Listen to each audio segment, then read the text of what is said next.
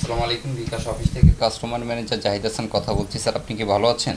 কোনো সাধারণ নম্বর থেকে নয়, এখন বিকাশের কল সেন্টারের নাম্বারের মতো নাম্বার ব্যবহার করে চলছে অভিনব প্রতারণা। আসসালামু আলাইকুম ভাই, যে বিকাশের দোকানদার বলছিলাম, একটু ব্যালেন্সটা চেক করে দেখেন যে ওই আপনার টাকা বাদে ব্যালেন্সে কোনো বাড়তি কোনো টাকা পাইছেন কিনা ভাই। শুরুটা এভাবেই, না বুঝে অনেকে টাকাও দিয়ে দেন, আর যারা বিষয়টি বুঝে ফেলেন তাদেরকে বলা হয় বিকাশ অফিস থেকে তাকে ফোন করা হবে। সঙ্গে এসএমএস এ জানানো হয় তার অ্যাকাউন্টটি সাময়িকভাবে বন্ধ করা হয়েছে। এখানে আমি আবার কমপ্লেন দিয়েছিলাম, তো যার কারণে একটু অফিস থেকে ফোন দিলে একটু কথা বলেন যে স্যার কোনো টাকা আসে নাই, বা মানে যদি অফিস থেকে ফোন দেয় একটু কথা বলেন, 16247 থেকে ফোন দিতে পারে, ফোন দিলে কথা বলেন। এবার বিশেষ অ্যাপ ব্যবহার করে বিকাশের কথিত কল সেন্টার থেকে ফোন, মোবাইলের স্ক্রিনে ভেসে ওঠে বিকাশ কল সেন্টারের নাম্বার। কিন্তু এখানেও শুভঙ্করের ফাঁকি, যা একটি বড় কৌশল। বিকাশের কল সেন্টারের নাম্বার 16247, তবে ফোনটি যে নাম্বার থেকে আসে তার সামনে থাকে প্লাস ও একটি শূন্য। আসল ও নকল বিকাশ কল সেন্টারের নাম্বারের সামান্য এই পার্থক্য ধরতে পারেন না অনেকেই। স্যার, আপনি আমাদের অ্যাকাউন্টটা যে ব্যবহার করতেছেন, একটি নিয়ারেস্ট একটি এজেন্ট থেকে আমাদের অফিসে একটা এজেন্ট দোকানদার আমাদের অফিসে একটা অভিযোগ, একটা কমপ্লেন দিয়েছে। স্যার, আপনার কি এটা জানা আছে? জি, ধন্যবাদ। আপনি কি আপনার মোবাইল ফোনে কোনো বন্ধ হওয়ার কোনো এসএমএস পেয়েছেন?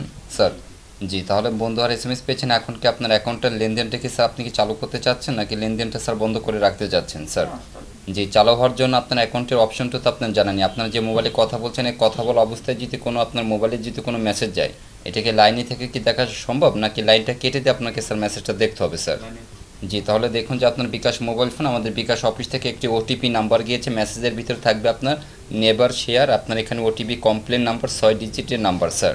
আর 6 ডিজিট নাম্বারটা দ্রুতভাবে এখানে লেখা আছে, 30 সেকেন্ডের ভিতরে আপনাকে নাম্বারটা বলতে হবে স্যার। আপনি কি 30 সেকেন্ডের ভিতরে বলতে পারলে আপনার অ্যাকাউন্টের লেনদেনটা একটু অফিস থেকে চালু করে দিতে হবে স্যার। এবার কথিত কল সেন্টার থেকে পাঠানো ওটিপি বা ওয়ান টাইম পাসওয়ার্ড জানতে চাওয়া হয়। প্রতারিত হয়ে অনেকেই ওটিপি এবং পিন নাম্বার বলে দেন। তবে কেউ ওটিপি এবং পিন নাম্বার বলতে না চাইলে একটি সহজ অঙ্ক করার কথা বলা হয়, যা পিন নাম্বার হাতিয়ে নেয়ার অন্যতম কৌশল। আপনাকে যেহেতু ওটিপি নাম্বারটা দেওয়া হয়ে গেছে, এখন সেই ক্ষেত্রে আপনার নাম্বারটা, নিজের যে পিন নাম্বারটা ব্যবহার করতেন স্যার, এটাকে আপনি 4 সংখ্যা ব্যবহার করতেন নাকি 5 সংখ্যা ব্যবহার করতেন? স্যার, এটা যদি না যদি বলতে চান, তাহলে আপনার নতুন যে পিন নাম্বারটা আসছে এটা আপনি নিজে হাতে আপনি অ্যাক্টিভেশন করে নিতে চাচ্ছেন। স্যার স্যার নতুন পিন নাম্বারটা যদি না নিতে চান, তাহলে আপনার আগের পিন নাম্বারটা যদি নিতে চান, তাহলে আপনার ক্যালকুলেটর অপশনে ঢুকবেন স্যার।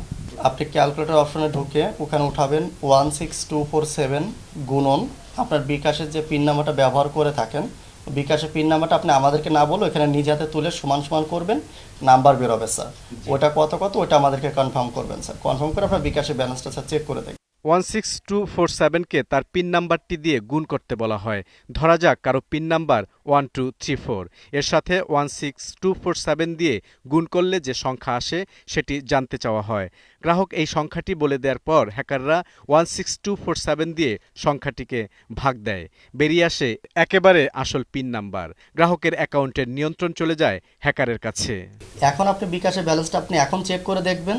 এখন আপনার বিকাশের ব্যালেন্স আছে 0.00 দেখাবে, কেননা স্যার আপনার এই পিন নাম্বারটা চেঞ্জ করে নতুন একটা পিন নাম্বার করে দেওয়া আছে স্যার, 25800। প্রতারণার প্রাথমিক কাজ বিকাশের বিভিন্ন দোকানে ঘুরে ঘুরে ক্যাশ ইন রেজিস্টারের ছবি তোলা। সেই ছবি হোয়াটসঅ্যাপ কিংবা ইমুতে পাঠিয়ে দেওয়া হয় মূল হ্যাকারদের কাছে। আমি যাই শুধু ওই দোকানে একটা ছবি তোলা হয়, ঠিক আছে, ছবিটা তুলে নিয়ে চলে আসি, পরে আইনা সালমানের কাছে হোয়াটসঅ্যাপে দিয়ে দিই, আর একটা প্রতি পিস ছবির জন্য আমি 200 টাকা পাই। এমন প্রতারণার শিকার হয়েছেন সরকারের এক উপসচিব এবং তার ছেলে। পুলিশের কাছে আসছে বিস্তর অভিযোগ। আমি কথা বলতে বলতে মানে এমন অবস্থা হয়ে গেছিলো যে দেখতেছি যে মেসেজ আসছে, টাকা আছে, সবই আমার কাছে আসছে, ওরা যা বলতেছে সবই তো ঠিক আছে। সো এটা তো ভুয়ার ইয়ে না, মানে আমার মাথা তখন কাজ করতেছিল না। ওরা যা বলতেছে, যে ইনস্ট্রাকশন দিচ্ছে আমি ওইভাবে ইয়ে করতেছি। ওরা বললো যে এই যে তোমাকে 30-60 হাজার দিলাম, এবার তুমি আমাদের দুটো অ্যাকাউন্ট নাম্বার দিচ্ছি আমরা, এই নাম্বার ওই 60 হাজার টাকা তুমি দাও, কারণ এই লেনদেনগুলো না করলে তোমার অ্যাকাউন্টটা চালু হবে না। তো আমার ছেলে সরল মনে তাদেরকে বিশ্বাস করছে, করে এটা এই 30-30-60 আর ওদের দুই অ্যাকাউন্টের 30-30-60, এই 1,20,000 100 কম। এই প্রতারণার কাজে হ্যাকাররা ব্যবহার করে আইফোন। 1624 নাম্বারটা তারা একটা সফটওয়্যার ইউজ করে, একটা ডায়ালার একটা সফটওয়্যার আছে, সেই সফটওয়্যারটা তারা ইউজ করে।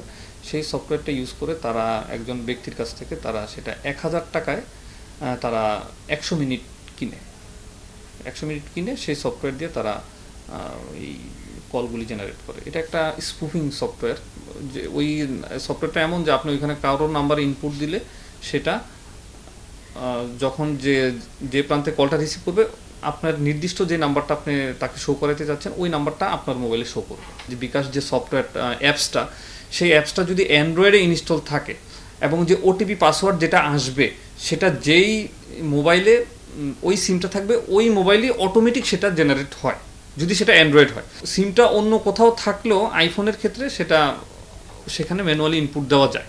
তো তারা এই ফিচারটাকে তাকে কাজে লাগায়। অ্যাকাউন্ট নিয়ন্ত্রণে নেয়ার পর প্রতারকদের একটি দল ভুক্তভোগীর অ্যাকাউন্টে থাকা টাকা তুলে নিয়ে কমিশন রেখে পাঠিয়ে দেন মূল হ্যাকারদের কাছে। ফরিদপুরের মধুখালীর ডোমাইন গ্রামে বসে হ্যাকার সালমান আর টিটু নিয়ন্ত্রণ করে চক্রটি। সেখানে তাদের এই কাজে সহযোগিতা করে আকাশ আর নয়ন। মোহাজ্জেল আর লিটন ঢাকা থেকে টাকা তুলে পাঠিয়ে দেয় ফরিদপুরে, আর বিকাশের বিভিন্ন দোকান থেকে রেজিস্টার খাতার ছবি তুলে পাঠান রানা। বিকাশ প্রতারণায় জড়িত ৯ জনকে গ্রেপ্তারের পর পুলিশ বলছে বিকাশ কর্তৃপক্ষ কিছুতেই এসব প্রতারণার দায় এড়াতে পারে না, আর গ্রাহককেও সচেতন হওয়ার পরামর্শ তাদের। যারা সাধারণ গ্রাহক আছেন, আমি তাদেরকে বিনীতভাবে বলতে চাই, বাংলাদেশে পুলিশ ছাড়া এমন কোনো সরকারি বেসরকারি সংস্থা নাই যারা জনগণের সমস্যা নিয়ে উপযাচক হয়ে ফোন করে বলবে আপনার এইটা বন্ধ হয়ে গেছে, ওইটা বন্ধ হয়ে গেছে, এখন আপনি এইটা করেন সেটা করেন, তাহলে আপনার সব কিছু খুলে যাবে। আপনি পার্টিকুলার বিকাশের প্রতারণার ক্ষেত্রে প্রত্যেকজন গ্রাহকের সতর্ক থাকা উচিত যে যতক্ষণ পর্যন্ত গ্রাহক না তার টেলিফোনের বিল খরচ করে বিকাশের কল সেন্টারে কল না দিবে, ততক্ষণ বিকাশ তার পিন চুরি হয়ে গেছে, তার ও হয়ে গেছে, সে হয়ে গেছে, এই কথাগুলো কখনোই বলবে না। যদি কেউ বিকাশের নামে আপনার এই সমস্যা হয়েছে, ওই সমস্যা হয়েছে, এই কথাগুলো উপযাচক হিসেবে বলে থাকে, তাহলেই গ্রাহক আপনি ধরে নেবেন যে এরা প্রতারক, যারা আপনার সর্বশান্ত করে দেওয়ার জন্য তারা উৎপেতে আছে।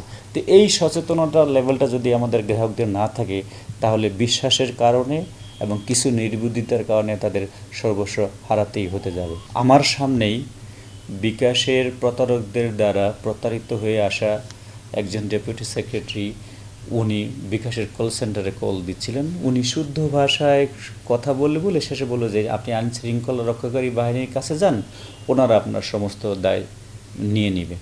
তা আসলে বিকাশ এভাবে দায়িত্বগুলো আমাদের উপরেই পুশ করে দিতে থাকেন। তাদেরকে বেশ কিছু করার বিষয় আছে। এখনও পর্যন্ত ব্যাঙের ছাতার মতো ছোট ছোট টং দোকানে বিকাশের লেনদেন হতে থাকে, যেই জায়গাগুলোতে কোনো সিসি ক্যামেরা নাই।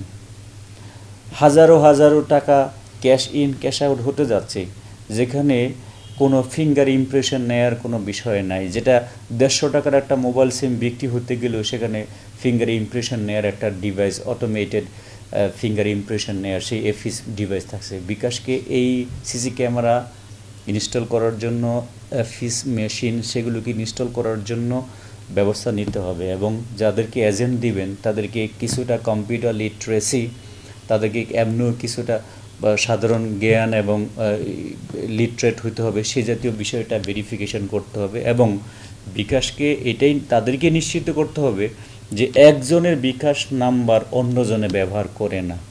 যদি একজনের বিকাশের নাম্বার আরেকজনের ব্যবহারের সুযোগ থাকে, তাহলে দেখা যাবে সেই পঞ্চগড়ের লোক ঢাকাতে এসে বিকাশের প্রতারণা করে যাচ্ছে, আমরা পঞ্চগড়ে খুঁজে যাব, অথচ ঢাকায় এসে তার কোনো হদিশ পেতে যাব না। অথবা সেই ফরিদপুরের মধুখালীর ওইখানে থেকে থাকা বিকাশের সন্ত্রাসীরা প্রতারণা করে চালাতে থাকবে, আমরা ঢাকাতে এখানে ঘুরে ঘুরে কোনো লাভবান হতে পারবো না। এজন্য বিকাশকে ডিলারশিপ দেওয়ার জন্য, এজেন্সিশিপ দেওয়ার জন্য মানুষের লিটারেসি দেখতে হবে, কম্পিউটার লিটারেসি এবং বেসিক লিটারেসি। ওখানে সিসি ক্যামেরা থাকতে হবে, এবং ওখানে একটা নির্দিষ্ট অঙ্কের টাকার উপরে হইতে গেলে সবার ফিঙ্গার ইমপ্রেশন নেওয়ার ব্যবস্থা থাকতে হবে। এবং বিকাশ যেহেতু এখন বড় রকমের ব্যাংকিং করে, এই 14 টাকা আর 20 টাকা আইটপ করার এই সার্ভিসগুলো তাদের বন্ধ করতে হবে। তা না হলে এই ব্যাঙের ছাতার মতো এত প্রসারের কারণে প্রতারণা হতে যাবে, যেই প্রতারিত টাকার পরিমাণও কোটি কোটি টাকা হয়ে যাচ্ছে। পুলিশ বলছে বিকাশের প্রতারণা অনেক পুরনো, তবে এই কৌশলটি একেবারে নতুন, আর অঙ্কের ধাঁধায় ফেলে পিন নাম্বার হাতিয়ে নেয়ার ধরনটি আরও নতুন। আমরা এরকম একাধিক অভিযোগের ভিত্তিতে সম্প্রতিকালে অভিযান চালিয়ে বেশ কয়েকজন বিকাশ সন্ত্রাসী বা প্রতারকদেরকে আমরা ধরেছি। যারা আধুনিক প্রযুক্তি জ্ঞান সম্পন্ন অ্যাপস ব্যবহার করেন এবং অত্যন্ত সুকৌশলে কাজগুলো করেন। বুলবুল রেজা, ডিবিসি নিউজ, ঢাকা। ভাগে বিভক্ত হয়ে